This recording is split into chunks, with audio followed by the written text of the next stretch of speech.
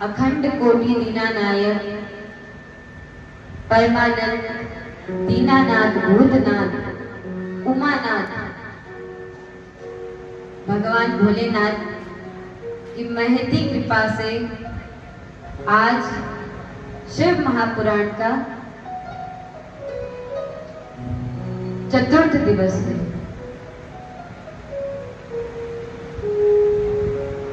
जब तक कृपा नहीं होती व्यक्ति सत्संग में नहीं पहुंच पाता।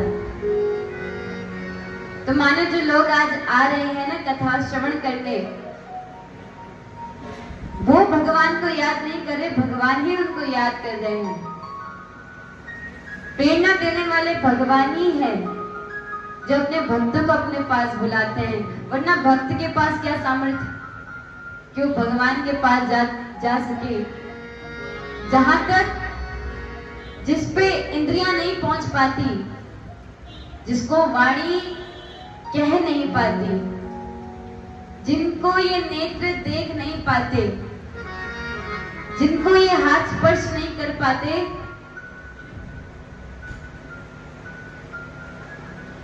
जब तक उनकी कृपा नहीं होती तब तक हम कथा में नहीं आ पाते। तो भगवान के चरणों का आश्रय लेकर आज की कथा में प्रारंभ करेंगे। कल आपने श्रवण करा कि कैसे नारद जी को मोह हो गया, अहंकार ने ग्रस लिया, और ये जो अहंकार है ना ये डुबाता है। इसलिए अहंकार नहीं करना चाहिए। अहंकार से ही सारे रोग जन्म लेते हैं। मोह, क्रोध, काम, लोभ ये बाद में आते हैं, पहले अहंकार आता है। अहंकार को कौन मिटाए? ज्ञान। जो व्यक्ति सत्य को जानता है लेकिन सत्य को मानता नहीं, उसके अंदर भय आ जाता है, संसार का, मृत्यु का। जो व्यक्ति सत्य को जानता ही नहीं, उसके अंदर अहंकार आ जाता है। सत्य की विस्मृति होने में अहंकार आता है। तो इस अहंकार रूपी दोष को, विकार को मिटाने के लिए ज्ञान रूपी दीपक जलाना होगा। और ये तो सद्गुरु ही कर सकते हैं। गुरु का अर्थ ही यही होता है जो अहंकार रूपी अंधकार को मिटा के ज्ञान का दीपक जला दे। क्योंकि अहंकार, अंधेरा और ज्ञान एक साथ नहीं रह सकते। यदि अंधेरा है तो वहां प्रकाश नहीं है, और यदि वहां पे प्रकाश आ गया तो मानो अंधेरा नहीं है। अंधेरे ने भगवान से शिकायत करी, प्रभु मैं सूर्य नारायण के पास ही नहीं जा पाता। भगवान ने बोला चिंता मत करो, कल कोर्ट में आना मेरे, मैं सूर्य नारायण को बुलाऊंगा, तुम अपनी शिकायत उनके सामने करना। अंधकार ने बोला जैसी आ गया। अगले दिन जब सूर्य नारायण को भगवान ने बुलाया, फिर कहा अंधकार को ले आओ। अंधकार आया ही नहीं, सूर्य नारायण चले गए। अंधकार को भगवान ने डांटा, तुम क्यों नहीं आए?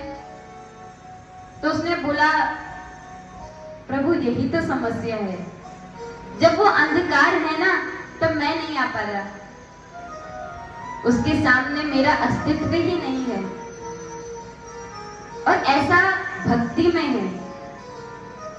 यदि हृदय में भक्ति है ना तो अहंकार का अस्तित्व मिट जाता है। यदि हृदय में भक्ति है तो अहंता मिट जाती है। नारद जी ने विष्णु जी को श्राप दे दिया। विष्णु भगवान ने बोला नारद तुम मुझसे क्षमा याचना कर रहे हो, तुम्हारे पाप तो केवल भगवान का नाम ही मिटा सकता है। पापी से भी बड़ा पापी, जो एक नंबर का भी पापी हो ना, यदि वो एक बार प्रेम से महादेव कह दे तो उसमें भी प्रभु रीझ जाते हैं, क्षमा कर देते हैं। नारद तुम एक काम करो, तुम तुम अपने शरीर में भस्म धारण कर लो। पैर से लेकर सर तक हर अंग में भस्म रमा दो।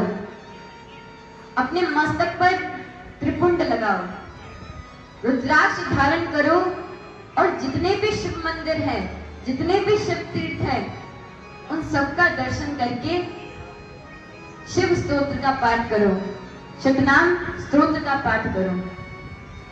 नारद जी ने बोला, अब आप हमें बताइए शतनाम स्तोत्र का पाठ क्या है, कैसे करना है।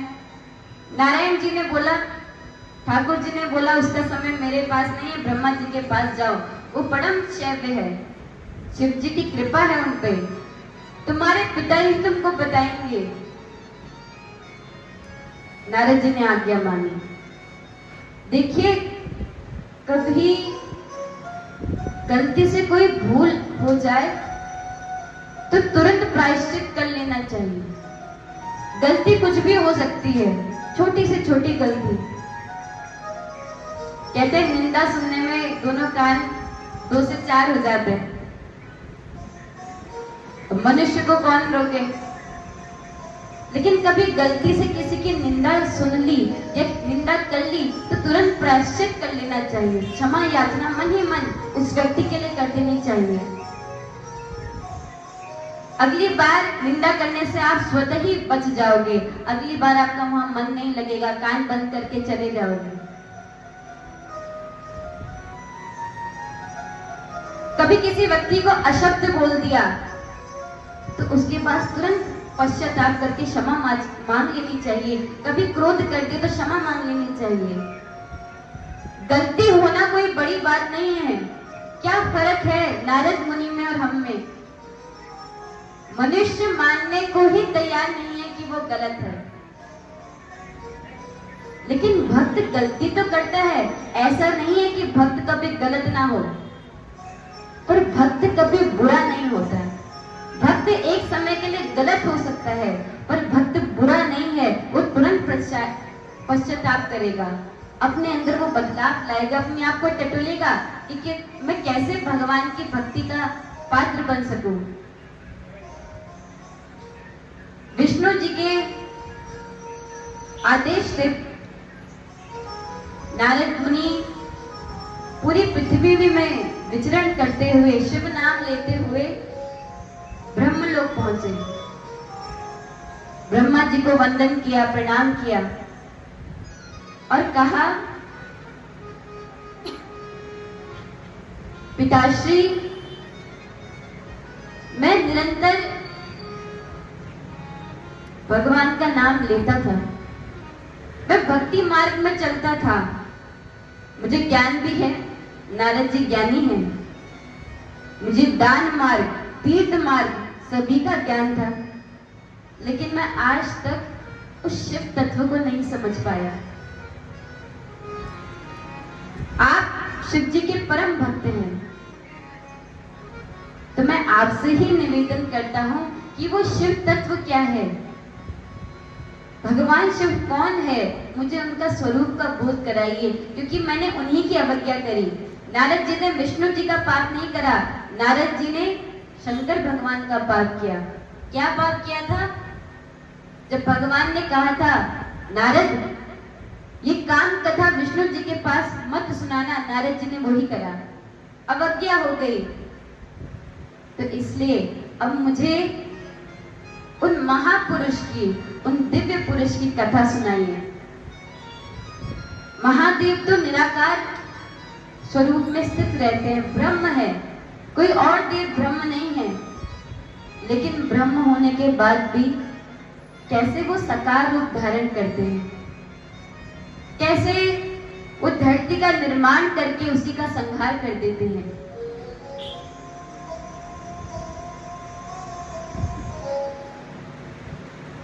तो आप कृपया कर मुझे महादेव की कथा सुनाइए। और मैंने सुना है कि उनका विवाह भी हुआ, तो मुझे उनका विवाह का चरित्र, सभी चरित्र सुनने की इच्छा प्रकट हुई है।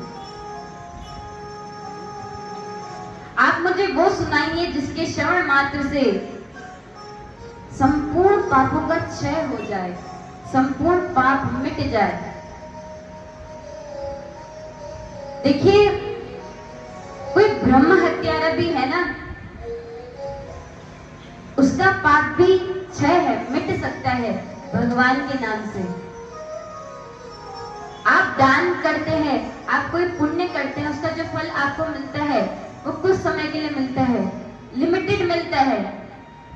लेकिन जब आप एक एक पल कथा को देते हैं, जो एक एक क्षण आप कथा को दान करते हैं, भगवान नाम लेने में जो समय की आहुति देते हैं ना, वो अंत काल तक आपका साथ देती है।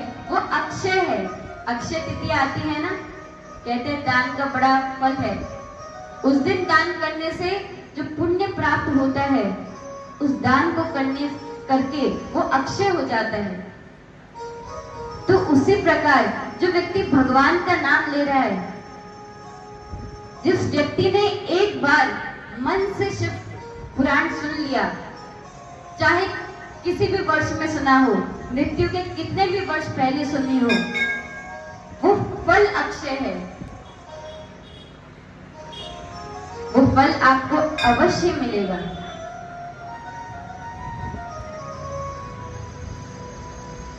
ब्रह्मा जी कहते हैं, नारद,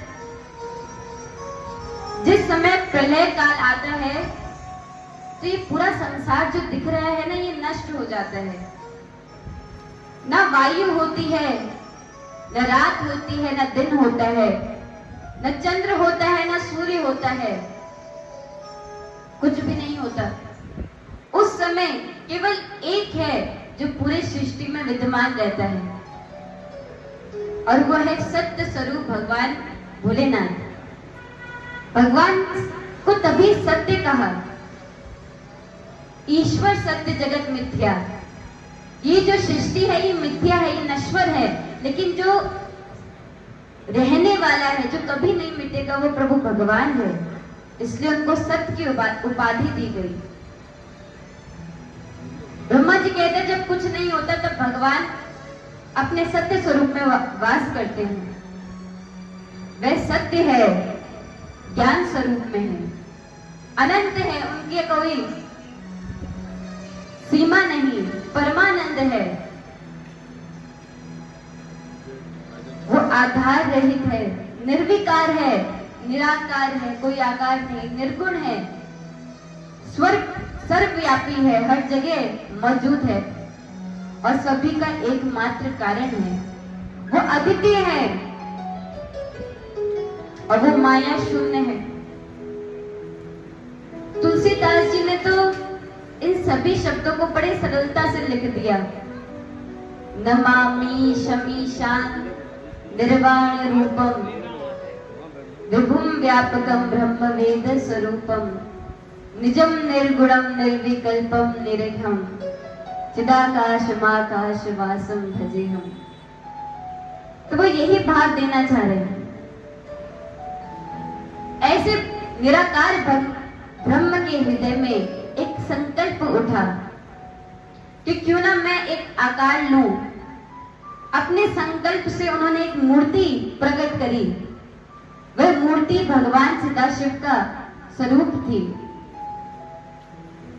भगवान ने अपने ही शरीर से अपनी ही शक्ति को एक रूप प्रदान किया, जिनका नाम शिवा हुआ, जिनको हम माँ पार्वती कहते हैं, अम्बे मैया कहते हैं, दुर्गे मैया कहते हैं। वो भगवान शिव जी से पृथक नहीं है, उन्हीं की शक्ति स्वरूप है।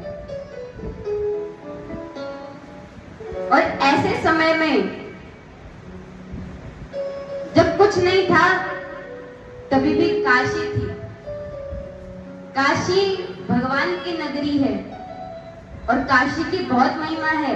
कहते हैं केवल काशी में मरने से उसकी मुक्ति हो जाती है।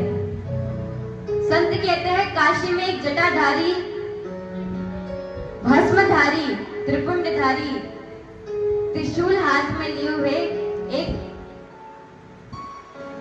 व्यक्ति गुजरते हैं, एक दिव्य स्वरूप गुजरता है, जो कहता है कि मुझसे दीक्षा ले लो भगवान नाम की। तो काशी सदाशिव की नगरी है। प्रलय काल में भी इसका विनाश नहीं होता, ये नष्ट नहीं होती। जो शक्ति मूर्ति रूप में प्रकट हुई उसकी 8 भुजाएं हैं। मुख बड़ा विचित्र है, सुंदर है, चंद्रमा की कांति वाला है, नाना प्रकार के आभूषण धारण किए हुए हैं, अनेक प्रकार के अस्त्र शस्त्र उन्होंने धारण किए, नेत्र उनके कोमल के समान हैं। बोली दुर्गा मैया की। सदाशिव के मस्तक पर त्रिपुंड है, शरीर में भस्म है, चंद्रमा सुशोभित है, 5 मुखधारी भोले बाबा। उन्होंने अपनी शक्ति से, अपने संकल्प से सोचा कि चलो एक पुरुष का निर्माण करते हैं जो कि इस पूरे संसार के भार को संभालेगा। उसको अपना इस संसार का भार देके मैं शिवा के साथ काशी में निरंतर विराजित रहूंगा, उसको अपना भार दे दूंगा। उनके संकल्प मात्र से एक पुरुष पैदा हुआ, श्याम वर्ण वाला। उसको भगवान ने कहा, देखो तुम तप करो, तप करके तुम्हें ज्ञान होगा। ऐसा कहकर भोले बाबा अंतर ध्यान हो गए। विष्णु भगवान तप करने लगे। नाम रखा गया उनका विष्णु, क्योंकि वो व्यापक है, सर्वत्र है। हजारों वर्ष तप करने के बाद वो थक गए। उनके शरीर से पानी बहने लगा, पसीना बहने लगा और वहां पे जलाशय बन गया। न जाने कितने वर्षों तक तप किया, इसलिए थक गए तो सोचा यहीं विश्राम कर लूं। तो उसी पानी में वो शयन करने लगे। उस विष्णु ने उस जल में स्नान किया, इसलिए नाम पड़ गया नारायण, मतलब पानी में शयन किया। कई समय बाद जब वो शयन करते रहे, उनके नाभि से एक कमल प्रकट हुआ। बड़ा ही दिव्य वो कमल था और उस कमल से चतुर्मुखी ब्रह्मा जी प्रकट हो गए। ब्रह्मा जी ने चारों ओर देखा तो कुछ नहीं दिखा, आकाश ही आकाश है। सोचा मैं कौन हूं। जब किसी को न पाया तो पुत्र जब पहली दृष्टि देखता है जन्म लेने के बाद, तो उन्हीं को अपनी माता पिता समझने लग जाते हैं। ब्रह्मा जी ने वो कमल देखा तो सोचा शायद यही मेरा पिता है। उस कमल का जो डंडी थी उसको पकड़ते पकड़ते ब्रह्मा जी नीचे आए। कई वर्षों नीचे आते आते उन्होंने देखा कि एक नील कांति वाला व्यक्ति शयन कर रहा है। अब ये कथा हमने आपको कल भी सुनाई है, इसको विस्तार से नहीं सुनाएंगे। ब्रह्मा जी ने देखा ये व्यक्ति सो रहा है तो फटकार दिया, अरे मैं तुम्हारा पिता हूं, तुम मेरे पुत्र, उठो, अपने नेत्र खोलो। विष्णु भगवान ने जब नेत्र खोले तो कोई सत्कार नहीं करा, कुछ नहीं पूछा। ब्रह्मा जी का मुंह खराब, अरे मैं जनक हूं, तुम मेरे पुत्र हो, तात कहकर संबोधित किया। तो विष्णु भगवान ने बोला, तुम मुझे पुत्र क्यों कह रहे हो? अरे मैं तुम्हारा पिता हूं, तुम्हारी बुद्धि को क्या हो गया? तो दोनों के बीच में युद्ध छिड़ गया। एक विशाल स्तंभ प्रकट हुआ। भगवान शिव ने विष्णु जी और ब्रह्मा जी को ज्ञान कराया, फिर केतकी का पुष्प के द्वारा झूठ कहने पर उनको श्राप भी दिया। सदाशिव ने ब्रह्मा जी का हाथ पकड़ा और विष्णु जी के हाथ में रखा, देखो तुम इनका ख्याल रखना, इनकी पग पग में सहायता करते रहना। सदाशिव ने आशीर्वाद दिया, हे विष्णु तुम सृष्टि का पालन करोगे, तुम मोक्षदायक होगे, तुम्हारा स्थान मेरे जितना ही होगा। तुम में और मुझ पे कोई भेद नहीं, जो तुम पे और मुझ पे बाल बराबर भी विहित करेगा ना, वो नर्क के पात्र बनेगा। इसलिए शिव भक्तों विष्णु जी का भी स्मरण करते रहा करो, और जो विष्णु भक्त है ना उन्हें भगवान शिव जी का भी स्मरण करते रहना चाहिए। भगवान शिव जी को कहते हैं, यदि मेरा कोई भक्त है और तुम्हारा अपराध वो करता है तो मैं उसको दंड दूंगा। भगवान विष्णु कहते हैं जो मेरा भक्त होगा और आपका अपराध करेगा उसको दंड मैं दूंगा, जैसे ठाकुर जी ने नारद जी को दिया। अब इसके पश्चात ब्रह्मा जी से कहा, आप लोक पितामह ब्रह्मा हैं, आप सृष्टि करेंगे, तब करते रहो, ज्ञान अर्जित करो और आगे चल के सृष्टि करो। और ये भी आशीर्वाद दिया कि आने वाले समय में मेरा रुद्र अवतार होगा, वो मेरा संपूर्ण अवतार होगा, मेरा हृदय होगा, वो संहार का काम करेगा। बोलिए रुद्र भगवान की, शिशु महापुराण की जय। नाम जप करने का और आप बिना माला के कर रहे हो तो मन राम राम कहते कहते न जाने आम में पहुंच जाएगा। तो माला हाथ में रहती है तो हृदय इधर उधर भी जाए तो वापस माला में नहीं आता है, इसलिए बीच बीच में ताली बजाते रहनी चाहिए। अब तो ब्रह्मा जी ने सृष्टि करना आरंभ कर दिया। ब्रह्मा जी ने पहले अवध्या की सृष्टि करी, प्रसन्न नहीं हुए। इसके बाद तपस्या करके 5 मानस पुत्र की सृष्टि करी। ये सनक, सनंदन, सनातन, सतकुमार और सुजात है। ये 5 पुत्र ब्रह्मा जी ने संकल्प से पैदा करे। वे महान वैरागी थे, विरक्त थे। ब्रह्मा जी ने बोला जाओ सृष्टि करो। अब उन 5 भैया ने तो मना कर दिया, हम सृष्टि नहीं करेंगे। क्यों, क्या करोगे? बोले हम तो भजन करेंगे। ब्रह्मा जी ने बोला मैंने इसलिए तुम्हें संकल्प से पैदा नहीं किया, जाओ सृष्टि करो। जब बार बार कहने पर भी मना कर दिया, ब्रह्मा जी को बड़ा क्रोध आया, शाप दे दिया, जाओ तुम छोटे बालक ही बनकर रह जाओ। शिव पुराण के अनुसार 5 मानस पुत्र पैदा हुए थे, पर भागवत जी में बताया है कि 4 सनत कुमार नाम से विख्यात हुए। एक बार इनको माता पार्वती जी ने श्राप दे दिया, क्योंकि ये चारों भैया जो है ना, इनका कथा मात्रिक जीवना, केवल कथा ही है, इनका जीवन ही कथा है, इनका जीवन ही भगवत नाम है। एक बार चारों भैया मन में संकीर्तन करते हुए रास्ते में जा रहे थे, तो उसी तरफ से भोले बाबा माता पार्वती आ रही थी। न कुछ नमस्कार किया, न कुछ पूछा, कुछ नहीं कहा। माता पार्वती को बड़ा बुरा लगा, अरे भोले बाबा है, जगत पिता है, महेश्वर है, प्रणाम तो करना चाहिए था, कम से कम नमस्कार ही कर देते, कुछ नहीं कहा। अब वो तो 5 वर्ष के शिशु है, बालक है, उनको बालक समझकर मैया ने श्राप दे दिया, मन ही मन जाओ तुम 5 बालक ऊंट बन जाओ। कुछ समय बाद भोले बाबा ने बोला, देवी आपने उन बालकों को उनको श्राप क्यों दिया? अरे वो मुनि श्रेष्ठ हैं, मुझसे भी उम्र में बड़े लगते हैं। पार्वती मैया ने बोला, मुझे क्या पता था कि जेठ हैं, अब जाके क्षमा तो मांगनी पड़ेगी। भोले बाबा ने बोला, जी देवी क्षमा तो मांगनी ही है। जब क्षमा मांगने के लिए गए तो देखा चारों भैया ऊंट बने हुए सत्संग कर रहे हैं। भोले बाबा ने मुस्कुराते हुए पूछ लिया कि कैसा है, अब सब ठीक है, ऊंट बन के कैसा लग रहा है? तो उन चारों भैया ने बोला, अरे भोले बाबा पूछो मत, बहुत आनंद है।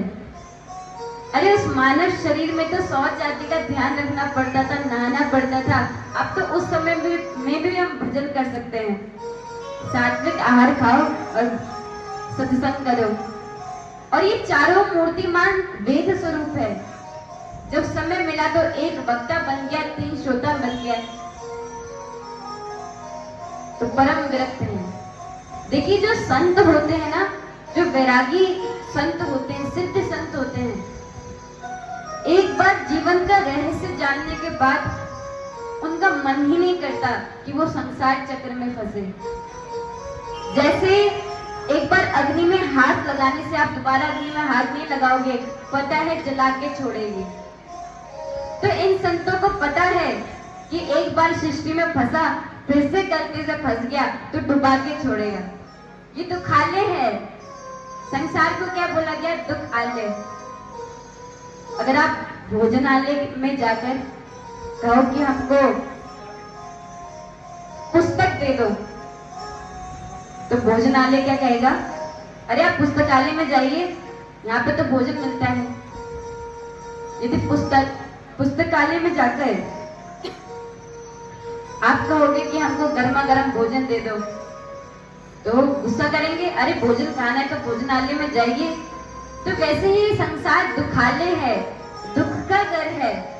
अब यहाँ पे आप सोचोगे कि हमें सुख मिल जाए, यहाँ पे यदि आप सोचोगे कि मैंने जिसके साथ अच्छा करा वो भी मेरे साथ अच्छा कर ले, तो ऐसा हो ही नहीं सकता। दुखालय है तो दुख आएगा ही आएगा। देखिए, जो दुख और सुख होता है ये मन की परिस्थिति है। जो चीज अपने अनुकूल दिखाई दिखती है उसको हम सुख मान लेते हैं, चाहे उसमें सुख हो या ना हो। किसी व्यक्ति को पूछो, अरे आपका मुंह क्यों खराब है? बोले नमक कम डल गया। ये भी कोई खाना है? अरे भोजन अच्छा बनाया जाए तब मन लगे। ये नमक कम है इसलिए दुखी हो रहा है, और एक व्यक्ति है जिसको नमक और रोटी मिल गई, वो उसको खा के सुख है। इतने दिन से मेरा एकादशी का व्रत चल रहा था, आज चलो भोजन मिल गया, वो उस नमक रोटी में अपना सुख ढूंढ के खुश हो जाता है। एक व्यक्ति का मूड खराब है, क्यों? बोला कल लाइट चले गई, नींद नहीं आई। तो लाइट चले गई तो क्या हो गया? तो बोला एसी खराब, एसी भी नहीं चला गर्मी में। और एक वो किसान है जो वहां पे खेती भी कर रहा है और चद्दर लगा के वहीं सो जाता है। कभी कभी चद्दर भी नहीं लगाते, ऐसे ही लेट जाते हैं। तो जिसको मान लिया कि ये सुख है, या फिर जिसको जान लिया कि यार ये दुख है, भले ही वो दुख सुख नहीं है, आपका मन आपको वो अनुभव करा देता है। तो इस दुखालय से तो सत्संग ही बचा सकता है। बोले शिव महापुराण की जय। देखिए, व्यक्ति को जब लगता है ना कि उसके जीवन में दुख आ रहे हैं, दुख ज्यादा है, मैं सबका भला कर रहा हूँ पर मेरा भला मेरे लिए कोई अच्छा नहीं सोच रहा, तो मान लेना चाहिए कि भगवान की विशेष कृपा है। आपने किसी के साथ अच्छा किया, किसी ने उसका प्रत्युत्तर में आपको कुछ नहीं दिया, भगवान की कृपा समझ लेनी चाहिए कि प्रभु ये आपकी ही कृपा है। क्योंकि जिस पे भगवान की कृपा होती है ना, भगवान उसको अकेला कर देते हैं। भगवान कहते हैं, देख इस दुनिया की भीड़ को, हर कोई सुख के लिए भाग रहा है, हर कोई धन के लिए भाग रहा है, किसी को सुख नहीं मिल रहा, उनको भागने दे। तुम मेरे चरण में विश्राम कर, तुम मेरे चरण में आराम कर, तुम मेरे चरण में नाम ले और मेरा हो जा। तब जो तुझे आनंद मिलेगा वो इन भागते दौड़ते व्यक्ति को नहीं मिलेगा। व्यक्ति सुख की जगह उन वस्तुओं को अर्जित करने लग जाता है, इकट्ठा करने लग जाता है जो कि आराम देने के लिए थी। अब जिसकी मानसिकता ठीक ना हो, उसके पास भले ही कितना बड़ी कोठी हो, घर में एसी लगा हो हर कमरे में, अच्छा बड़ा बेड हो, उसमें भी बैठकर वो रात को रो रहा होगा, नींद की दवाई खा रहा होगा। इससे अच्छा तो वो व्यक्ति है जिसके पास एक झोपड़ी है, ईमानदारी का भोजन है और रात को अच्छी नींद है। इसलिए सुख पहचाना जाता है, प्राप्त नहीं किया जाता। सुख पहचान लो कि यहाँ बैठ के आनंद लगता है। अब आप देखिए, बोले शिव महापुराण की, आप देखिए कि जिस व्यक्ति को नींद ना आए वो नींद की गोली खा के सोता है। जब आप सो रहे हो, बड़े बड़े हॉर्न बजा दो, कोई बहुत तेज से कह रहा हो, आपको नींद नहीं आएगी, हल्ले गुल्ले में नींद नहीं आती। पर वही आप कथा में देखिए, कथा में कोई व्यक्ति जिसको बैठने का अभ्यास ना हो, वक्ता उत्साह के साथ कथा श्रवण करा रहा है, बड़े बड़े स्पीकर लगे हैं, पीछे मधुर मधुर संगीत बज रहा है, तो इतनी आनंद वाली उसको नींद आती है, वो दवाई खाने वाला कथा में विश्राम कर जाता है। तो यही साबित करता है, भले ही यहाँ पे आवाज आ रही हो, पर वो आवाज सुकून देने वाली है, वो आवाज शांति देने वाली है। बोले शिव महापुराणी की। कहने का तात्पर्य है सुख खोजना आना चाहिए, सुख देखना आना चाहिए। सनकादि ऋषियों ने मना कर दिया, पिताजी हम इस संसार का विस्तार नहीं करेंगे। ब्रह्मा जी को बड़ा क्रोध आया। अब पिता की बात पुत्र ना माने तो पिता को तो गुस्सा आएगा ही। इतना क्रोध आया कि आंखों से आंसू टपकने लगे। उस क्रोध ने एक पुरुष का रूप ले लिया। बोलो शंकर भगवान की जय।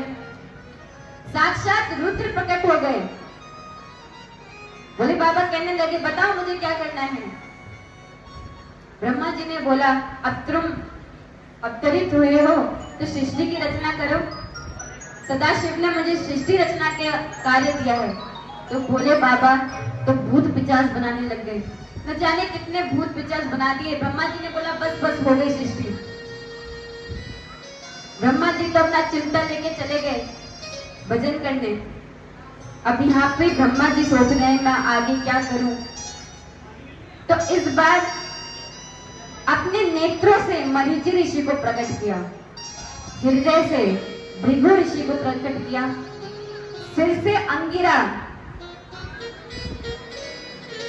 उदान वायु से पुलस्थ, समान वायु से वशिष्ठ, अपान वायु से ऋतु, दोनों कानों से अत्रि को प्रकट किया, प्राण वायु से दक्ष को प्रकट किया, गोद से छाया को और कर्दम मुनि को उत्पन्न किया, छाया से कर्दम मुनि को उत्पन्न किया।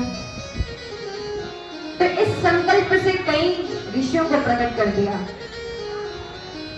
उसके बाद भगवान का ध्यान करते हुए अपने शरीर के दो भाग कर दिए।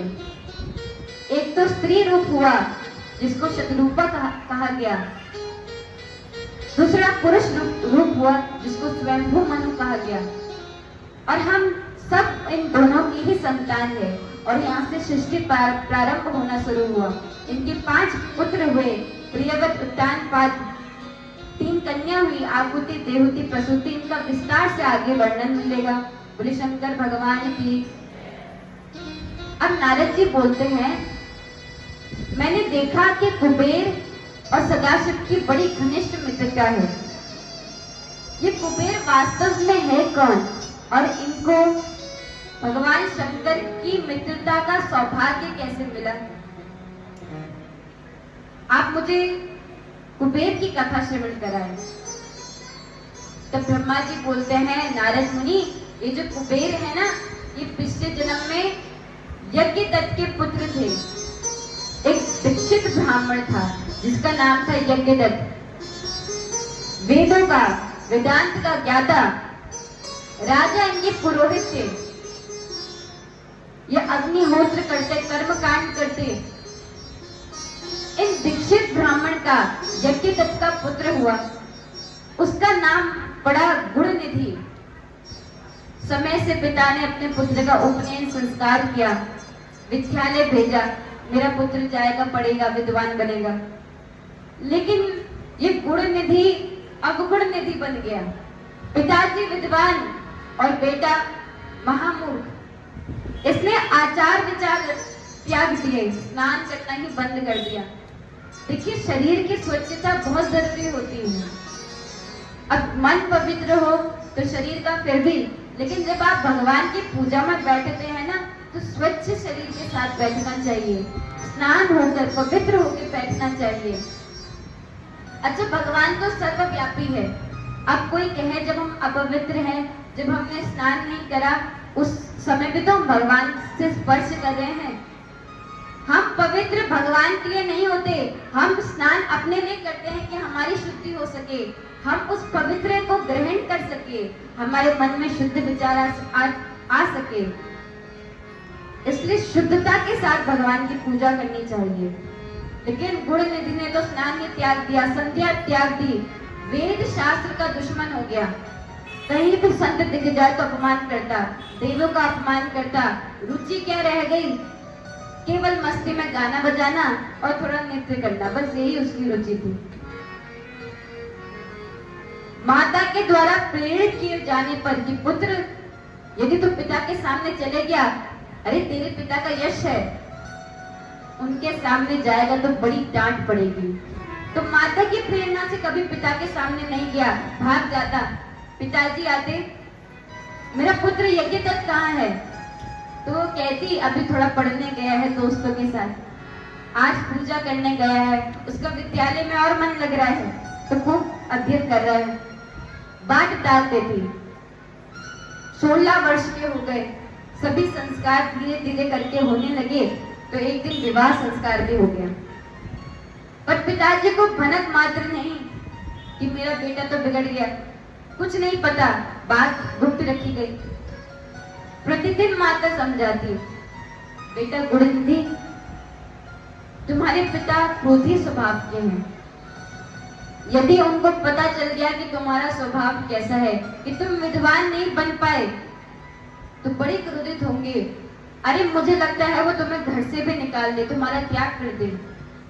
बेटा, पिता को पता चलने से पहले रास्ते में आ जाओ, मार्ग में आ जाओ और उनसे क्षमा मांग लेना। जिससे तुम्हारा विवाह हुआ है उस कन्या के पिता भी बहुत विद्वान है, तुम दोनों के कुल को पानी में मिलाओगे। तो ऐसा मत करो, सब मुझे दोषी ठहराएंगे कि तुझे सब पता था कि बेटा झूठ बोलता है, जुआरी करता है, मदिरा पान करता है, तूने क्यों छुपाया, सब मुझे दोषी ठहराएंगे। देखिए, जो पुत्र होता है ना, इसको पुत्र कहते हैं, पवित्र। जब बच्चा जन्म लेता है उसके अंदर कोई बेकार नहीं होते, ना उसके स्मरण में कोई दुश्मन होता है, ना वो किसी को मित्र मानता है, एकदम पवित्र होता है। जैसे जैसे बालक बड़ा होता है, माता पिता की बातों से, माता पिता के व्यवहार से, उसके घर के वातावरण, उसके हृदय में बीज बनते हैं।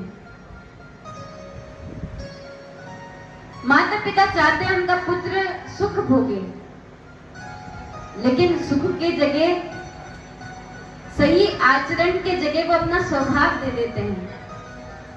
संस्कार देने चाहिए, इसलिए ऐसा नहीं सोचना चाहिए कि ये मेरा पुत्र है तो ये संघर्ष से बचा रहे, क्योंकि संघर्ष व्यक्ति को बलवान बनाता है। जीवन में यदि संघर्ष नहीं होगा तो जो सोना तपेगा नहीं, वो चमकेगा कैसे? संघर्ष की आवश्यकता है।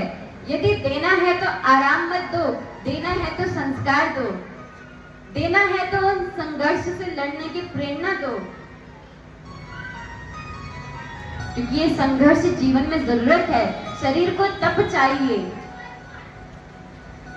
भगवान ने गुरु द्रोणाचार्य को यही तो कहा, गुरु द्रोण, आपने अपने हृदय की कामना अपने पुत्र में डाल दी। आपको चाहिए था कि आपके पास अथाह धन हो, आपको प्रतिशोध चाहिए था, आपने वो अपने पुत्र में डाल दिया। अरे आप चाहते तो उसको विद्वान बनाते। गुरु द्रोणाचार्य ने बोला, प्रभु मैंने उसको सब कुछ दिया। एक माता पिता अपने पुत्र को क्या नहीं देता, मैंने सब दिया। भगवान ने बोला, संस्कार दिए। यदि आज आपके पास ज्ञान था, यदि आज आपने अपने पुत्र को संस्कार दिए होते तो युद्ध भूमि में लड़ना नहीं पड़ता। गुरु द्रोण ने बोला, मुझे अपने पुत्र से मोह है। मोह हो तो क्या ना करे व्यक्ति, संघर्ष में कैसे देखे। भगवान ने बोला, ये मोह ही तो अधर्म है। अगर हृदय में अपने पुत्र के प्रति प्रेम होता तो अपने पुत्र को संघर्ष करने वाला बनाते, उसको ज्ञान देते कि क्या सही है क्या गलत है। मोह ही तो धर्म है, मोह ही तो अधर्म है और प्रेम ही तो धर्म है। प्रेम कहता है कि भगवान इसको खुशी दे, मोह कहता है मैं इसको सुख दूंगा। प्रेम कहता है कि मैं अपने पुत्र पे गर्व करता हूँ। मोह करता है मेरा पुत्र मुझ पे गर्व करे कि मेरे पिता है। तो कहने का मतलब है संस्कार देना बहुत जरूरी है। कहीं ना कहीं बच्चों के संस्कार में कहीं कमी रह जाती है, कुछ छूट जाता है। चाहे वो संगति द्वारा हो, चाहे घर के माहौल द्वारा हो। तो यहाँ पे तो गुण निधि अवगुण निधि हो गया। माता बड़ी चिंता में। एक दिन पिताजी घर आ रहे थे कार्य करके, तो वहां पे एक जुआरी मिल गया। उस जुआरी के हाथ में रत्न जड़ी अंगूठी देख ली पिताजी ने। यज्ञदत्त ने बोला ये तो मेरी अंगूठी है। इस जुआरी के हाथ में डांट दिया, तुम चोरी करते हो, मेरी अंगूठी तुम्हारे हाथ में कैसे आई? उस जुआरी ने बोला मैं चोर हूं क्या? अरे तुम्हारे पुत्र ने ही तो दी है।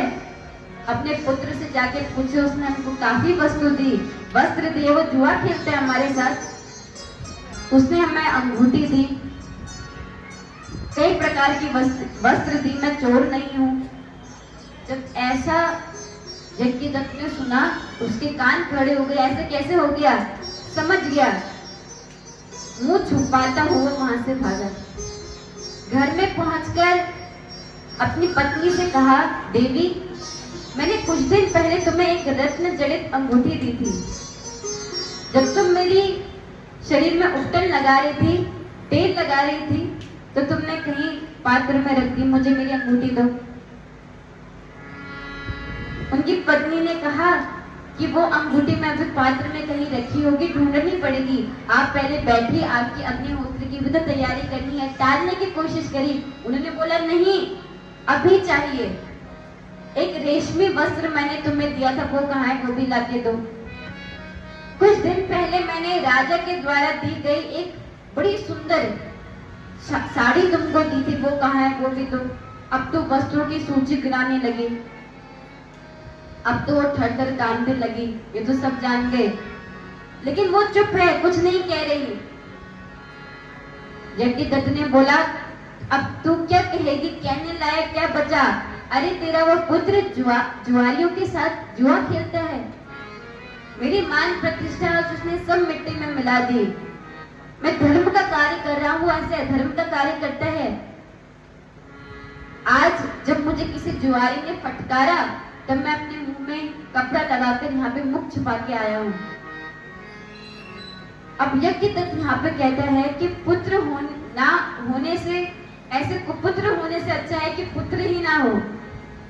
तो मैं आज इसी क्षण इसको तिलांजलि देता हूँ। तिलांजलि दे दी। अब देखिए यज्ञदत्त संदेश दे रहे हैं। कभी कभार बच्चे गलत रास्ते में चले जाते हैं, उस समय उसी क्षण उसका निवारण कर देना चाहिए। एक बालक झूठ बहुत बोलता था, चोरी करने की आदत थी। एक दिन स्कूल से पेंसिल लाके माता को दिखाया, भैया देखो मुझे पेंसिल मिली। माता ने कुछ नहीं कहा, कहां से आई। एक दिन पूरा बॉक्स ला गया पेंसिल का। माता देखो मैं ये लाया, कुछ नहीं कहा। धीरे धीरे करके धन न जाने कितनी चीजें चुरा ली। छोटे से शुरू हुआ और एक नंबर का चोर मिला। एक दिन पुलिस ने पकड़ भी लिया, सजा दे दी, इसको फांसी में लटका दो। अंतिम इच्छा पूछी, तुम्हारी अंतिम इच्छा क्या है? तो उसने कहा मुझे एक बार मेरी माता से मिलना है। जैसे ही वो माता से मिला, उसने माता को फटकारना शुरू करा और उनके कान में इतनी जोर से काटा कि मैया जब पहली बार मैं तुझे बताया था कि मुझे पेंसिल मिली, तूने उस समय मुझे डांटा होता तो आज ये नौबत नहीं आती। तो कहने का मतलब है गलती करना कोई बड़ी बात नहीं है। बच्चा तो गलती करता है, पर उसी क्षण उसका निवारण कर देना चाहिए, उन्हें सही मार्ग में ले जा लेना चाहिए। वरना जब बच्चा ज्यादा गलत कार्य करने लग जाए तो वो रुकता नहीं है। तो आज उन्होंने तिलांजलि दे दी। अब तो गुण निधि सोचने लगा, हाय हाय मैं क्या करूं, कहाँ जाऊं। पिताजी ने घर से निकाल दिया, वापस पीछे मुड़कर नहीं देखा, भूखे पेट जा रहा है। दूर दूर तक देखने लगा, क्या करूं क्या चुराऊं। अरे मैं तो भिक्षा भी नहीं मांग सकता, कोई कार्य भी नहीं कर सकता, नहीं सीखा। एक व्यक्ति उस दिन शिव पूजन के लिए सामग्री लेके जा रहा था। वो रात शिवरात्रि की थी। उस शिव भक्त को जाते हुआ देखकर उसने जो नैवेद्य उसके हाथ में था, उसकी खुशबू उसने सूंघ ली। कुछ खाने का ले जा रहा है, चलो मैं भी चलता हूँ, क्या पता मिल जाए। वो व्यक्ति इत्यादि प्रकार की भोजन सामग्री लेकर शिव मंदिर में आया। उसके साथ और भी लोग थे। वो मंदिर में बैठा रहा। पूरी रात भर वो पूजन करते रहे। शिवरात्रि में 4 पहर की पूजा होती है। पूजन चलता रहा। थोड़ी देर के लिए सभी सो गए। गुरुनिधि ने बोला ये अच्छा मौका है। वो एकदम से वहां भागा। अब रात्रि थी तो अंधेरा था, क्या करूं दिखाई नहीं दे रहा। कपड़ा फाड़ा, वस्त्र को फाड़कर दिए में लगाया, थोड़ा प्रकाश हुआ, अग्नि जलाई, पूरे मंदिर में प्रकाश हुआ। तब उसको दिखा कि यहाँ नैवेद्य है। एकदम उठा लिया और जैसे ही वहां भागने के लिए हुआ तभी किसी शिव भक्त के पैर में टकरा गया। सभी उठ गए, अरे चोर आ गया, चोर आ गया, चोर चोर चोर। पर आइए सुनने के लिए मिलता है कि इस भीड़ ने इस व्यक्ति को मार दिया। इस भीड़ में ये व्यक्ति मर गया। तो इतने लोग थे, उन्होंने भी इतना पीटा। अब वो बेचारा भूखा था, उसके प्राण तो पहले निकल रहे थे। तो उसी समय उसकी मृत्यु भी हो गई। जैसे ही मृत्यु हुई शिवदूत आ गए। बड़ा पापी था। और उसी समय भगवान शिव के गण भी इसको लेने आ गए। शिव यमदूतों ने बोला तुम यहाँ क्यों आए? अरे ये पापी था, इसने जुआ खेला, मदिरा पान किया, चोरी करी, न जाने कितने दुष्कर्म करे, कोई भी एक अच्छा कर्म नहीं करा। शिव गणों ने बोला ये जैसा भी था, अरे इसने आज व्रत रखा, आज शिवरात्रि है, भूखे पेट पूरी पूजा विधि देखी और सबसे बड़ा कार्य इसने करा, भगवान के मंदिर में दिया जला दिया, वस्त्र फाड़कर इसने दिया जलाया है। अब तो ये शिवलोक का ही अधिकारी है। यमदूतों को भगा दिया। रुद्रगण उसको दिव्य विमान में लेकर शिवलोक चले गए। वहां पर शिव जी की बहुत ही कृपा उसको प्राप्त हुई। बोले शिव भगवान की, शंकर भगवान की जय। आइए देखिए भगवान कितने सरल है। इतनी सरल पूजा ठाकुर जी और राम जी की नहीं है जितने भोले बाबा की है। एक लाइन में भगवान की पूजा बता दी जाती है, बुझाकर पी लो और दिखाकर खा लो। भगवान को जल अर्पित करके नहाकर उनका जला चरणामृत पी लो और भोजन दिखाकर प्रसाद के स्वरूप में खा लो। शिवलिंग और शालिग्राम भगवान की पूजा अत्यंत सरल है। आइए हम भगवान से निवेदन करें कि हमारा भी प्रतिदिन भगवान की पूजा में मन लगे। कोई लोग कहते हैं कि हमारा पूजा में ही मन नहीं लगता, बड़ा आश्चर्य होता है। तो यदि आपको भी ऐसा लग रहा है ना कि पूजा में मन नहीं लगता, तो किसी दिन पूजन करने मत जाओ मंदिर, केवल भगवान का शिखर देखने जाओ। उसको देखते हुए कहो प्रभु मैं कल भी आऊं, फिर जब कल आओ तो क्या मांगो मैं परसों भी आऊं। ऐसे करते करते अपने आप ही अभ्यास हो जाएगा, आपको पता भी नहीं चलेगा। करने के लिए आया था, लेकिन शिवरात्रि के दिन उपवास रखने के कारण, दीप दान करने के कारण, पूजा केवल देखने के कारण, ऐसा कहते हैं व्यक्ति अगर किसी भक्त को मंदिर जाते हुए भी देख ले ना, शिवालय जाते हुए देख ले,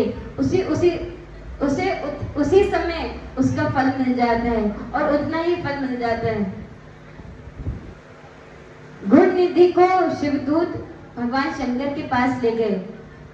वहां पर शिव जी का बड़ा स्नेह गुण निधि को मिला और क्योंकि उसकी कामनाएं तो पूरी हुई नहीं थी, तत्वबोध आत्मबोध उसको हुआ नहीं था, इसलिए पुनः उसका जन्म हुआ।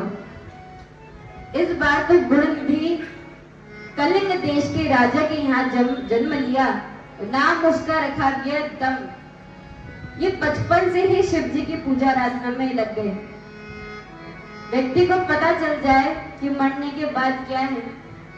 किसी ने पूछा अध्यात्म में है, अरे आपने जीवन कहाँ देखा? थोड़ा मजे करते ये करते अध्यात्म में चले गए। बाद में पता चला मरने के बाद कि कोई भगवान नहीं है, तो क्या करोगे? तो एक भक्त ने कह दिया, तो शंकर भगवान की, एक भक्त ने कहा कि भक्त तो अपना जीवन बड़े आनंद से गुजारते हैं, आप उन संतों को देखिए जिन्होंने सर्वस्व त्याग दिया। क्या उनका कोई था नहीं? उनके भी आगे पीछे थे, लेकिन भगवत कृपा होने के कारण उनको इतना आनंद मिला, उन्हें लगा अब मुझे और कुछ नहीं चाहिए। संतों से ज्यादा मस्ती में और रहता कौन है? सब संत सुखी विचरंत वहीं, प्रेम से घूमते रहते हैं, कोई दिक्कत नहीं। उन्हीं संतों के चरणों में बैठ के संसारिक व्यक्ति रोता रहता है, प्रभु जी मेरे घर में संतान नहीं हो रही। अब प्रभु जी तो विरक्त है, मेरे घर में धन नहीं आ रहा, मेरी किस्मत में आगे क्या लिखा है? संतों के पास जाके रोते रहते हैं। और वो संत जो एकदम भक्त में लीन है, वो एकदम प्रसन्नचित्त रहते हैं। उस भक्त ने फिर से एक प्रश्न कर दिया, चलो हम सब तो खुश हैं, आनंद में जीवन जी रहे हैं, पर यदि तुम इतने दुख सुख के भोगने के बाद तुम्हें पता चल गया कि तुमने तो एक भी अच्छा कार्य नहीं करा और मरते साथ ही तुम्हें पता चला कि यमदूत है, तब तुम्हारा क्या हाल होगा? तो अब डम्ब ने कोई गलती नहीं करी, एकाग्रचित होकर बचपन से ही भगवान की पूजा शुरू कर दी। पिता के परलोक जाने के बाद उन्हीं को राज्य प्राप्त हुआ, राजा बन गए। तो राज्य में उन्होंने आदेश दे दिया कि मेरे राज्य में एक भी ऐसा शिवालय नहीं होना चाहिए जहाँ पे दीपदान ना हो। हर शिवालय में दीपदान होना चाहिए, निरंतर प्रत्येक व्यक्ति दीपदान करेगा, और जो नहीं करेगा उसको मैं तुरंत सूली में लटका दूंगा, ऐसा आदेश दे दिया। अब तो हर कोई डर से ही भगवान की पूजा करने लगे। देखिए, पूजा मन से करा जाए या फिर बिना मन से, फल तो मिलेगा। अब मन से कोई करे तो उसकी बात ही अलग है, लेकिन बिना मन के भी यदि कोई पूजा कर रहा है ना तो फल अवश्य मिलेगा। इसलिए कहते हैं नाम जप करते रहो, नहीं हो मन नहीं है फिर भी करो। एक संत थे, तो संत की पंगत होती है, भोजन करवाते हैं संत लोग भी।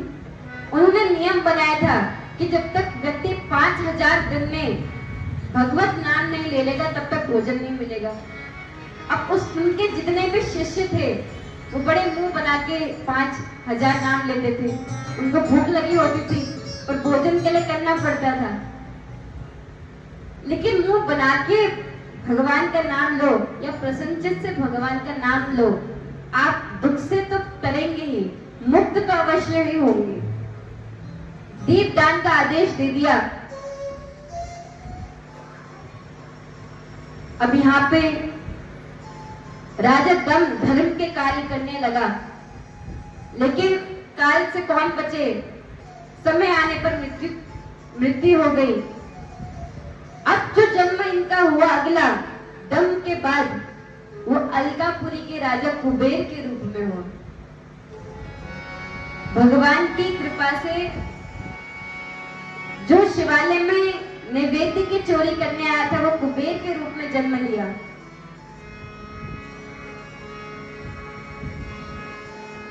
बोलो शंकर भगवान की।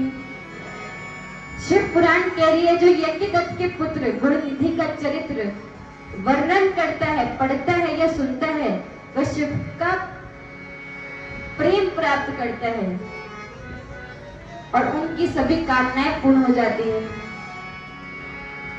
अब नारद जी ने बोला, आपने मुझे कुबेर जन्म तो सुना दिया, पहले यज्ञदत्त, फिर दम, फिर कुबेर, इनकी भगवान शिव जी से मित्रता कैसे हुई? कल्प भेद में एक और कथा आती है। बोलो शंकर भगवान की जय। एक कथा आती है कि एक व्यक्ति था, घर में धन नहीं था तो चोरी करता था। एक दिन चोरी करने को देखते देखते कहाँ चोरी करूं, किसके घर में चोरी करूं, उसे एक शिवालय दिख गया। सोचा यहीं जाके कुछ उठा लूं। अब शंकर भगवान के मंदिर से कौन तो क्या ही उठाए, लेकिन उस शिवालय के उस शिवलिंग के ऊपर एक बड़ा घंटा था। सोचा ये चांदी का घंटा आज मेरा है, इसी को खींच लेता हूं। अब वो घंटा थोड़ा ऊपर हाथ नहीं पहुंचा तो क्या किया, उस शिवालय के ऊपर भी अपने चरण रख दिए और उस घंटे को खींचने लगा। भगवान ने जब ये देखा तो प्रसन्न हो गए और प्रकट हो गए। उस चोर ने बोला, प्रभु आपका दर्शन मुझे कैसे हो गया, मैं तो चोरी करने आया था। भगवान ने कहा, मैंने बहुत भक्त देखे, अनन्य भक्त देखे, कोई मेरे पास आकर नैवेद्य चढ़ाए, कोई जल चढ़ाए, कोई पुष्प चढ़ाए, कोई अक्षर चढ़ाए, तो पहला ऐसा भक्त मिला जो स्वयं ही मेरे ऊपर अर्पित हो गया, खुद को ही जिसने मुझे अर्पित कर दिया। मैं तुमसे प्रसन्न हूँ, कुछ वर मांगो।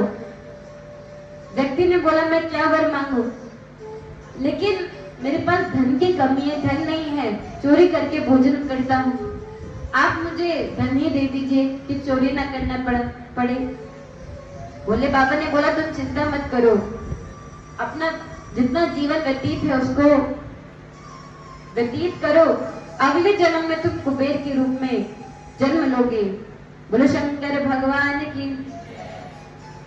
तो देखिए इतना सरल कौन होगा। भगवान भोले बाबा बहुत जल्दी रीच जाते हैं, तभी तो उनका नाम आशुतोष है। अब नारद जी ने बोला, कुबेर जी की भगवान भोले बाबा से मित्रता कैसे हुई, मित्र कैसे बने। तो ब्रह्मा जी ने सुनाया कि एक दिन कुबेर ने खूब तपस्या करी, अत्यंत कठोर तपस्या करी।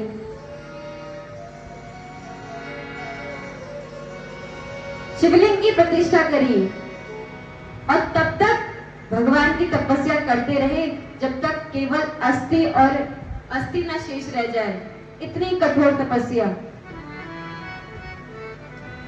उसकी तपस्या से प्रसन्न होकर भगवान उमा सहित वहां पे प्रकट हो गए। बोलो शंकर भगवान की, पार्वती मैया की। विश्वनाथ स्वयं वहां पे आ गए अलकापुरी में। भगवान को जब उसने देखा तो बगल में पहले मैया पार्वती को देखा। अब उनके शरीर से इतना तेज निकल रहा है कि वो उसकी आंखें ही नहीं खुल रही। भगवान से बोला, भगवान मैं आपको पहले देख तो सकूं, आप तो दिख ही नहीं रहे, इतना तेज आपसे आ रहा है।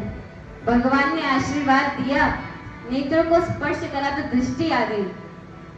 जब उसने देखा कि भोले बाबा मेरे सामने खड़े हैं और बगल में माँ पार्वती है, सोचा ये स्त्री कौन है, इनका सौभाग्य तो मुझसे भी ज्यादा होगा।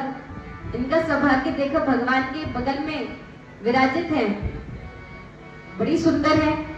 भोले बाबा तो वैरागी है, तो उनकी स्त्री बगल में क्या कर रही है, पर कुछ तो सौभाग्य तपस्या की होगी, शायद इनकी तपस्या मुझसे ज्यादा कठिन नहीं होगी। जब माता को ही बार बार देखने लगा, माता को क्रोध आ गया, अरे मुझे ऐसे क्यों देखते हैं। उसकी बाई आंख फूट गई।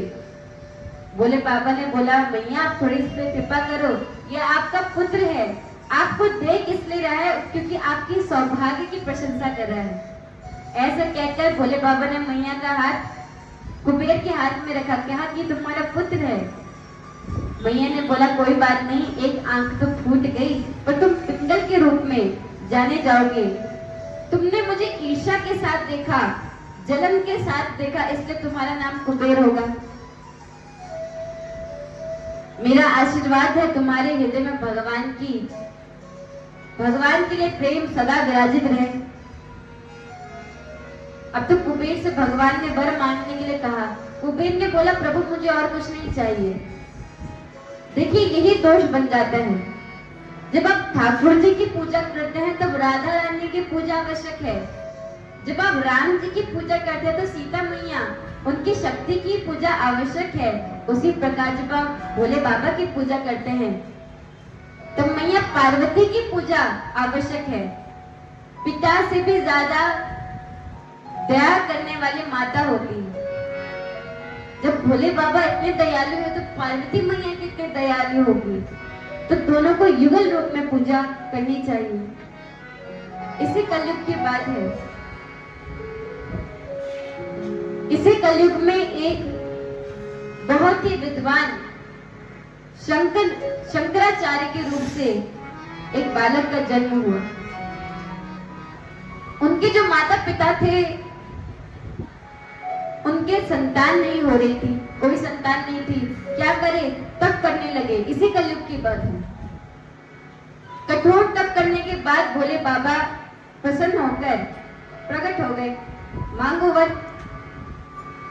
उन्होंने कहा हमको कुछ नहीं चाहिए, हमारी संतान नहीं है तो हमें संतान मिल जाए। बोले बाबा ने बोला ठीक है तुम्हारी संतान होगी, कैसी संतान चाहिए? तो माता ने बोला दीर्घायु हो जिसकी। पिता ने बोला जो विद्वान हो। उन्होंने बोला इधर 2 वर हुए, 1 वर मांगो, या तो अब दीर्घायु होगी या तो विद्वान बनेगा। चिंता में पड़ गए क्या करें। तो पिता के कहने पर, माता की स्वीकृति पर विद्वान पुत्र की कामना उन्होंने करी।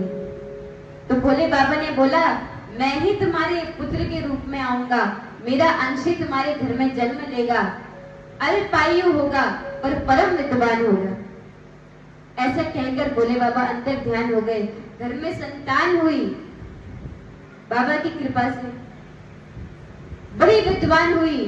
जब 2 साल की उम्र की वो संतान हुई तो पिता की मृत्यु हो गई। उस पुत्र का नाम भी शंकर रखा क्योंकि शंकर जी का कृपा प्रसाद था। अब बाद में उन्होंने आचार्य कर लिया तो शंकराचार्य नाम पड़ गया। जब 7 वर्ष की आयु हुई तो उन्होंने बोला मुझे घर छोड़ना है, मैं घर का त्याग करना चाहता हूँ, वैराग्य लेना चाहता हूँ। मैया से आज्ञा मांगी, मुझे आज्ञा दीजिए, वैराग्य लेना चाहता हूँ। मैया ने मना कर दिया। जब तक माता पिता हाँ ना करे तब तक वैराग्य नहीं लिया जाता। मैया ने मना कर दिया। तब एक दिन इन्होंने नाटक करा। जल में गए स्नान करने के लिए और वहां पर एक मगरमच्छ पैदा कर दिया। नाटक करने लगे कि मेरा पैर खींच रहा है, मुझे खाने वाला है, कोई तो बचाओ। सभी लोग इकट्ठा हो गए। माँ ने देखा मेरा पुत्र संकट में है, पानी में कूदने वाली थी। तभी सबने हाथ पकड़ लिए, क्या करती हो, वो मर जाएगा, तुम भी मरना चाहती हो? माता ने बोला कोई तो उपाय होगा मेरे पुत्र को बचाने का। शंकराचार्य ने बोला है एक उपाय। क्या? आप मुझे वैराग्य की स्वीकृति दे दीजिए। आप मुझे वैराग्य की स्वीकृति दे देंगे तो मुझे अवश्य ये मगरमच्छ छोड़ देगा। अब क्या करती? हाँ बोल दिया, वैराग्य लेगा, मुझे मेरा त्याग करेगा, कम से कम जीवित तो रहेगा। वो मगरमच्छ अंतर ध्यान हो गया। शिव को स्मरण करते हुए शंकराचार्य आए। माता ने बोला पुत्र अब मेरा और कोई नहीं है, मेरा अग्नि संस्कार कौन करेगा? शंकराचार्य ने बोला मैया आप चिंता मत करना, जब भी आपका समय आने वाला होगा, अंतिम क्षण जब आप आएगा तो मैं उपस्थित हो जाऊंगा। ऐसे करके विदा मांग ली। 16 वर्ष की आयु शंकराचार्य जी की होनी चाहिए थी, पर कहा जाता है व्यास जी द्वारा इनकी आयु दुगनी कर दी, 32। और इतनी कम आयु में उन्होंने 200 पुस्तकें लिखी। जो व्यक्ति पढ़ भी ना पाए, इतनी कम आयु में, इतने विद्वान वो थे। इतने कम समय में, जिस समय गाड़ी नहीं होती थी, कोई सुविधा नहीं थी, उन्होंने पृथ्वी का पूरा चक्कर लगाया, सभी को विद्वान में, ज्ञान में पराजित कर दिया। लेकिन उनके अंदर एक कमी थी, वो भोले बाबा को तो मानते थे, उनकी पूजा करते थे, पर शक्ति को नहीं मानते थे। एक दिन शंकराचार्य जी अपनी शिष्यों के साथ भ्रमण कर रहे थे तो रात्रि हुई, गंगा तट पे बैठ गए विश्राम करने। गंगा जी में बैठे, रात हो गई, प्यास लगी। अब माता ने ऐसे कौन सा चमत्कार कर दिया कि उनकी शक्तिहीन हो गए, शरीर से शक्ति ही मिट गई, उठने का सामर्थ्य नहीं हुआ। किसी को आवाज वो लगा नहीं पाए कि मुझे थोड़ा पानी पिला दो। उनके शरीर से प्राण छटपटा रहे थे।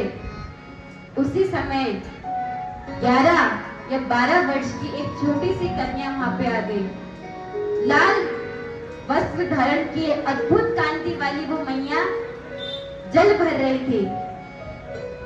जल भरकर जब खड़ी हुई तो शंकराचार्य जी ने बोला मुझे पानी पिला दो, इशारा किया। मैया ने बोला खुद पी लो, आगे नदी है, गंगा है, जल है, पी लो। उन्होंने बोला मेरे अंदर शक्ति नहीं है। मैया ने बोला शक्ति को तो तुम मानते भी नहीं हो। शिव में भी अगर आप शक्ति हटा दो तो केवल शव रह जाए। मैया ने बोला तुम शक्ति को नहीं मानते तो कौन सी शक्ति तुम पे अब नहीं है? बड़ा आश्चर्य हुआ। अरे ये छोटी सी बालिका क्या कह रही है? समझ गए ये और कोई नहीं, ये मैया पार्वती ही है। अब तो वो क्षमा स्तुति करने लगे, बड़ी ही सुंदर क्षमा स्तुति। क्या कहते हैं शंकराचार्य? न मंत्रम नो यंत्रम तदपि च जाने स्तुति महो न चावानं ध्यानं तदपि च जाने स्तुति कथा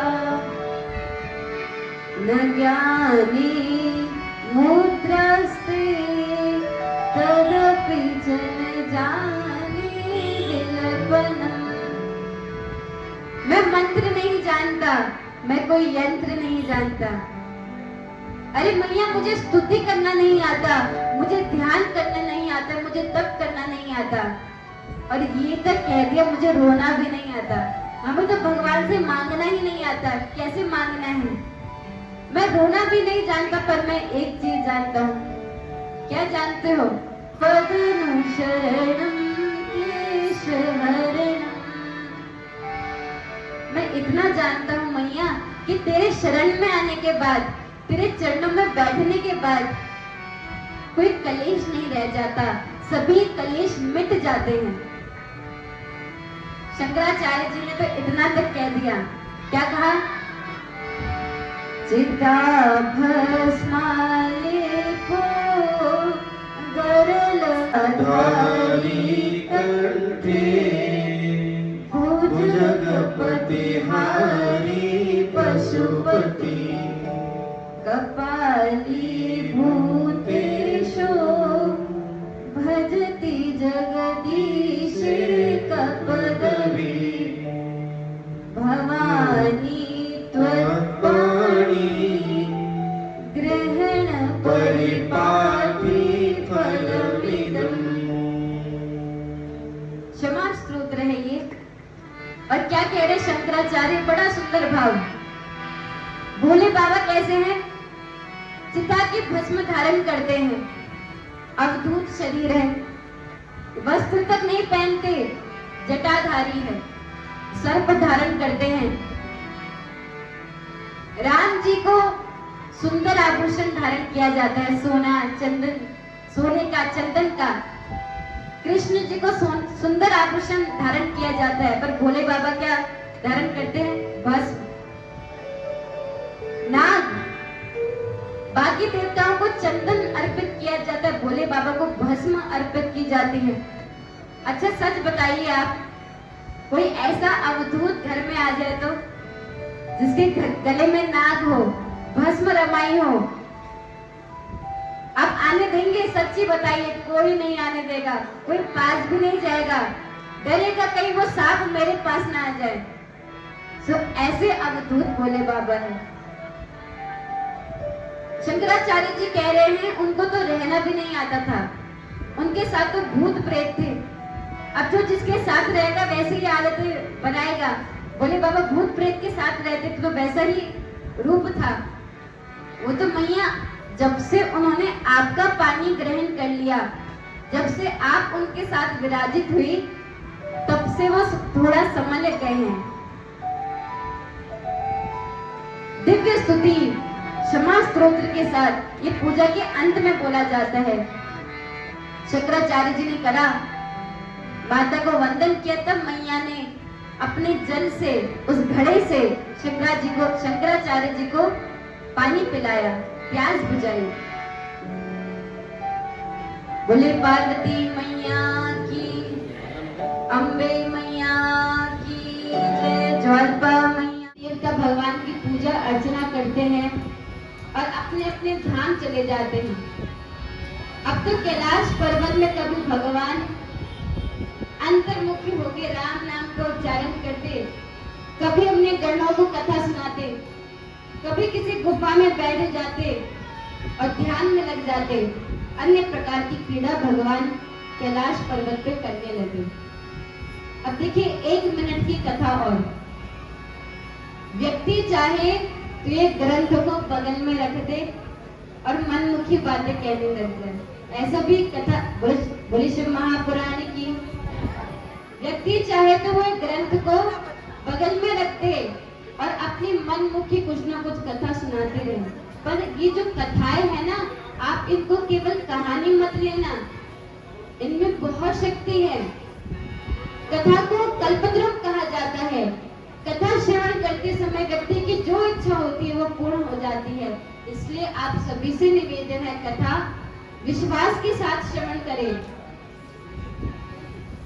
3 चीजों का ध्यान रखें जब भी आप कथा श्रवण कर रहे हैं। वैसे ये पूरा नियम जीवन भर के लिए है। जो आप धन अर्जित करते हैं वो शुद्ध कर्म करके अर्जित किए होने चाहिए। अशुद्ध कर्म करने से, अधर्म के करने से जो धन अर्जित होता है वो पतन करा देता है। आज नहीं तो कल पतन निश्चित है। महामहिम भीष्म से द्रौपदी ने पूछा, आज आप इतना पांडव पुत्रों को ज्ञान दे रहे हैं। आज महामहिम भीष्म बाणों की सैया में लेटे हुए हैं और युधिष्ठिर को भागवत में ज्ञान दे रहे हैं भीष्म गीता के रूप में। द्रौपदी ने पूछा, जब मेरा चीर हरण हो रहा था, जब वो युद्ध सभा चालू थी, तब आपने ये ज्ञान क्यों नहीं दिया? ये ज्ञान कहाँ गया? भीष्म पितामह ने क्या कहा, उस समय मैंने दुर्योधन का दूषित अन्न खाया था। उस दूषित अन्न खाने से मेरी बुद्धि दूषित हो गई, इसलिए ये शुद्ध विचार चले गए। आज मेरे शरीर से पूरा रक्त निकल चुका है, इसलिए मैं एकदम शुद्ध हो चुका हूँ। इसलिए जो भी आप अन्न खाते हैं वो शुद्ध धर्म से ही अर्जित होना चाहिए। दूसरा, जो आप अन्न खाते हैं वो शुद्ध होना चाहिए। अन्न पवित्र होगा तो मन पवित्र स्वतः ही हो जाएगा। किन्हीं लोगों को ना ज्यादा कथा की आवश्यकता नहीं दिखाई देती। उनके अंदर ना अहंकार होता है ना लोभ होता है। क्यों?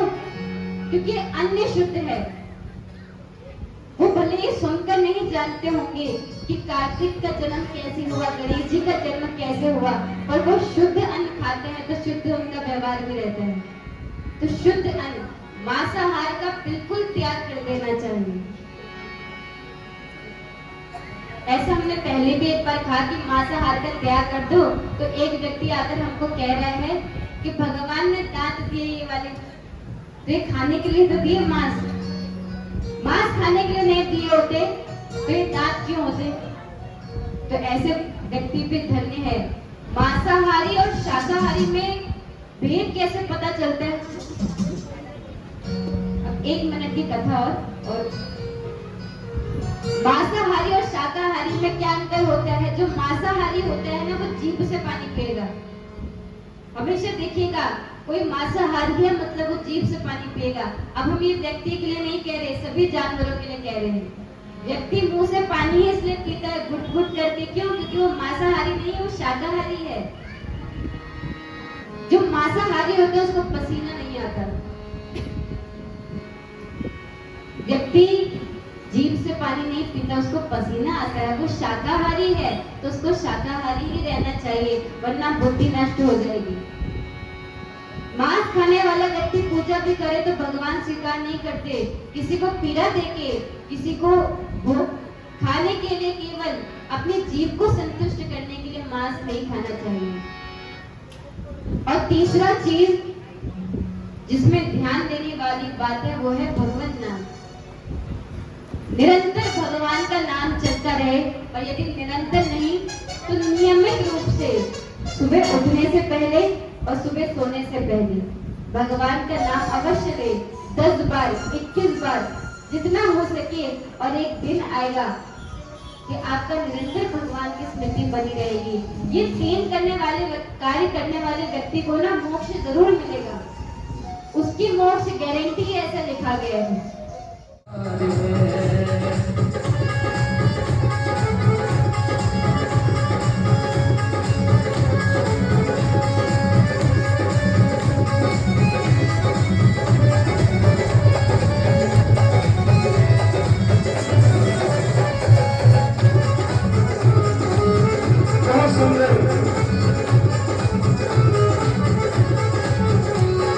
मनमोहन में तेरा दीवाना पाऊं, बस अब यही सराहना।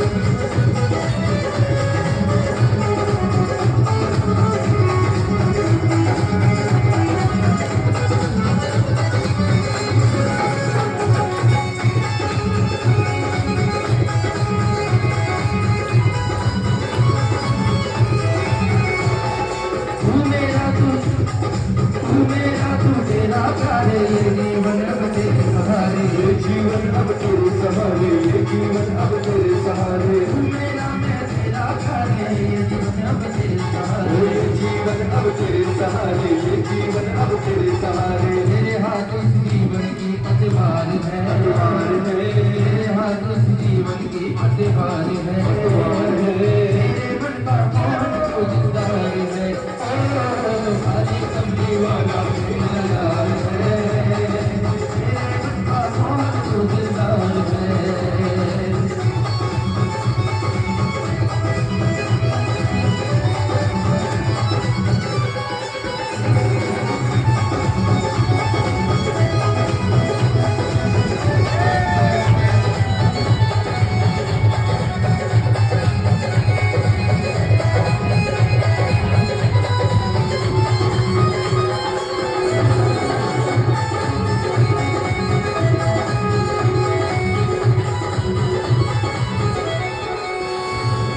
पागल प्रीत के दुनिया का दर्द जिंदग सबका प्यासा, दर्द इसमें सबका प्यासा, दर्द इसमें सबका प्यासा, पागल प्रीत के दुनिया का दर्द जिंदग सबका प्यासा, दर्द इसमें सबका प्यासा, दर्द इसमें सबका प्यासा। तेरे हर वादे पे मुझे इतबार है, तेरे हर वादे पे मुझे इतबार है, तेरे मन का कौन रोज़गार है, हो खाली कमली वाला मेरा यार है, तेरे मन का कौन चूड़ीदार है। कब आओगे, कब आओगे, कब आओगे, जिस्म से तार जुड़ा होगी ना, कब आओगे, इतना होगा नहीं होगा।